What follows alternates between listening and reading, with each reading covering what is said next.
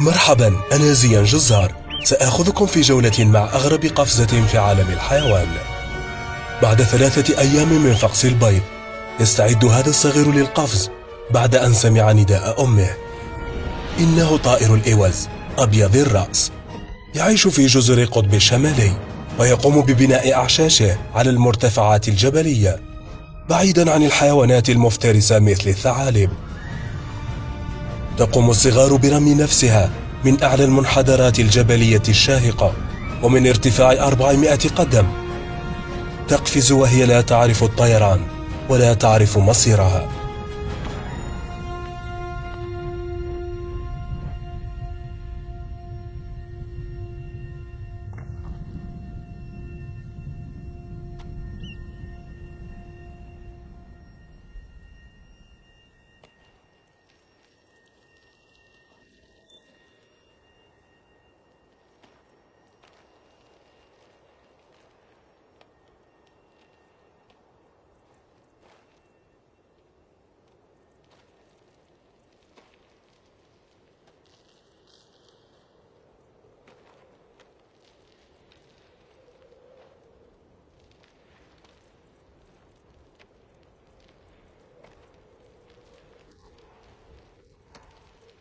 والداه هناك بانتظاره.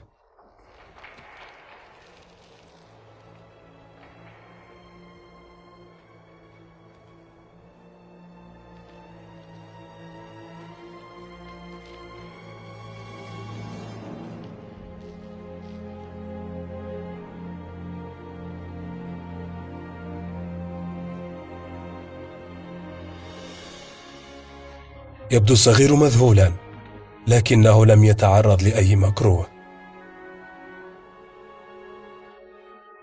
لكن صغيرا آخر لم ينجو.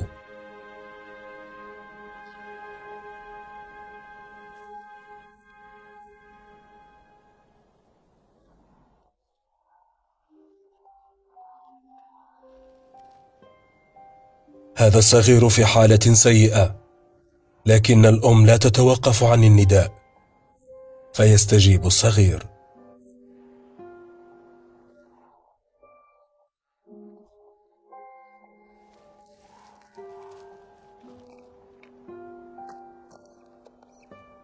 مرونة الصغير الإوز غير عادية. هناك الكثير من الصغار فقدوا في مكان ما بين الأنقاض. لا يمكن للوالدين المخاطرة في البحث.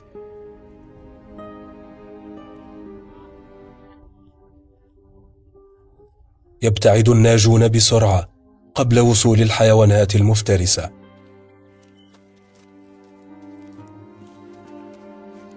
هذا صغير ثالث قد نجح،